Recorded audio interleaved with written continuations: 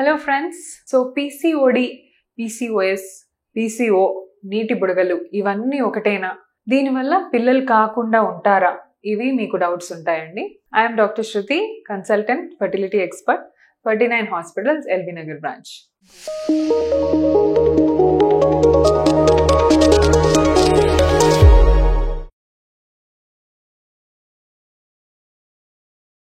So PCOD అన్నా, PCOS అన్నా, నీటి బుడగల సమస్య అన్నా, వాటర్ బబుల్స్ అంటుంటారు, పానీకే బుగ్గే అంటారు హిందీ వాళ్ళు.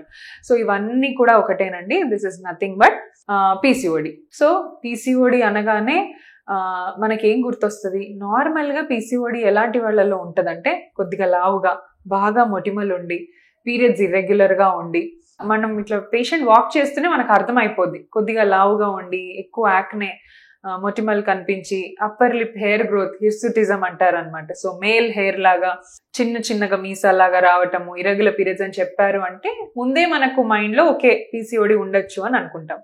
సో ఇది మనం ఎలా కన్ఫర్మ్ చేస్తాము? స్కాన్ చూసి కన్ఫర్మ్ చేస్తాం అనమాట. సో స్కానింగ్లో ఈచ్ ఓవరీలో మోర్ దెన్ 20 ఫాలికల్స్ ఉన్నట్టయితే వీళ్ళని అప్పుడు పీసీఓడి కింద క్లాసిఫై చేయొచ్చు. ఇది వరకు జస్ట్ మోర్ దెన్ 10 ఫాలికల్స్ ఉంటే చాలు పీసీఓడి అని చెప్పేవాళ్ళు. బట్ ఆ నంబర్ కాస్త ఇట్ చేంజ్ టు 20 ఇప్పుడు. సో ఇది వరకు మీకు పీసీఓడి ఉన్నట్టు చెప్తే ఇప్పుడు కొత్త స్కాన్ రూల్స్ ప్రకారం మీరు స్కానింగ్లో గనక 20 గుడ్ల పైన ఎక్కువ ఉంటేనే దాన్ని పీసీఓడి అనాలన్నమాట. సో చాలా మంది దానిలో పీసీఓడి కాకుండా నార్మల్ అనే మనం డయాగ్నోస్ చేయొచ్చు. ఓన్లీ 20 దాటిన వాళ్ళనే పీసీఓడి అని చెప్తాం. సో ఇప్పుడు పీసీఓడి ఉన్న వాళ్ళందరూ తగ్గిపోయారు ఈ డయాగ్నోసిస్ చూడడం వల్ల. సో ఒకటేంటంటే పీసీఓడిలో మెయిన్గా మీరు ఫాలో అవ్వాల్సింది ఎక్సర్సైజ్ అండి. ఎక్సర్సైజ్ అండ్ డైట్ చాలా important. Daily 30 minutes to 40 minutes of aerobic exercises. ఇప్పుడు మనం డాక్టర్స్ ఎలా చెప్తాం? మీరు ఎక్సర్సైజ్ చేసుకొని రండి అని చెప్తాం. వాళ్ళు వెళ్ళి ఎక్సర్సైజ్ చేస్తారు. ఏం ఎక్సర్సైజో తెలీదు, ఎంతసేపు చేయాలో తెలీదు.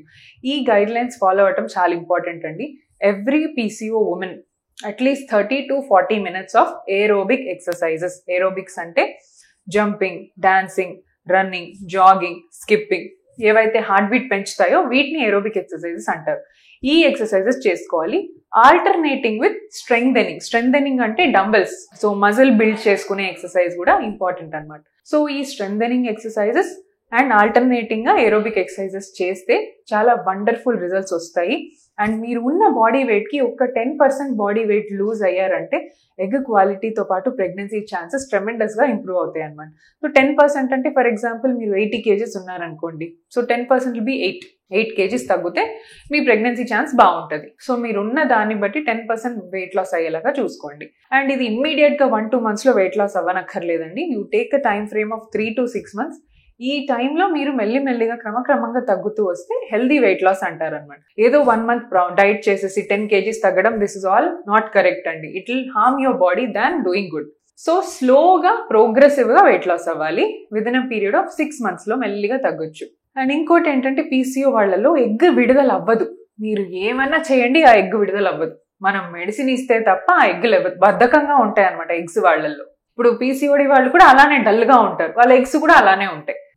వాటిని యాక్టివ్ చేయాలంటే ఇందాక చెప్పినట్టు ఎక్సర్సైజ్ ఒకటి, నెక్స్ట్ మెడిసిన్స్. సో కొన్ని హార్మోనల్ మెడిసిన్స్ ఇస్తే ఎగ్స్ మంచిగా గ్రో అయ్యి అప్పుడు విడుదల అవుతాయి అనమాట. సో ఇది ఒక్కటి వాళ్ళ ప్రాబ్లం. ఎగ్స్ అనేవి పెరగవు, ఎగ్స్ అనేవి విడుదల కావు. కానీ దానికి అన్ని మెడికేషన్స్ ఉన్నాయి. ఎక్సర్సైజ్తో పాటు ప్లస్ మెడికేషన్స్ 2 యాడ్ చేస్తే మీకు రిజల్ట్ 2-3 monthsలో వచ్చే ఛాన్స్ బాగుంటుంది అనమాట. సో మెడిసిన్స్లో ఇంజెక్షన్స్ రకాలు ఉంటాయి, టాబ్లెట్స్ కూడా ఉంటాయి. మీ సివియరిటీని బట్టి చాలా రెసిస్టెంట్ పీసీఓడి ఉంది, టాబ్లెట్స్కి రెస్పాండ్ అవ్వట్లేదు అన్న వాళ్ళకి ఇంజెక్షన్స్ పెడతాం. ఇంజెక్షన్స్ ఇచ్చినా కూడా మీకు ఎగ్ రావట్లేదు, అంత రెసిస్టెంట్గా ఉన్న వాళ్ళకి అప్పుడు లాప్రోస్కోపీ చేసి పీసీఓడి, నీటి బుడగలు పగలగొడతాం అన్నట్టు. సో అందరికీ లాప్రోస్కోపీ అవసరం లేదు. ఓన్లీ ఫ్యూ పీపుల్ చూస్ చేసుకొని వాళ్ళకి మాత్రమే లాప్రోస్కోపీ చేస్తాం. సో ఇలా పీసీఓడి ఉన్న వాళ్ళు కన్సీవ్ అవ్వటంలో ఇవి డిఫికల్టీస్.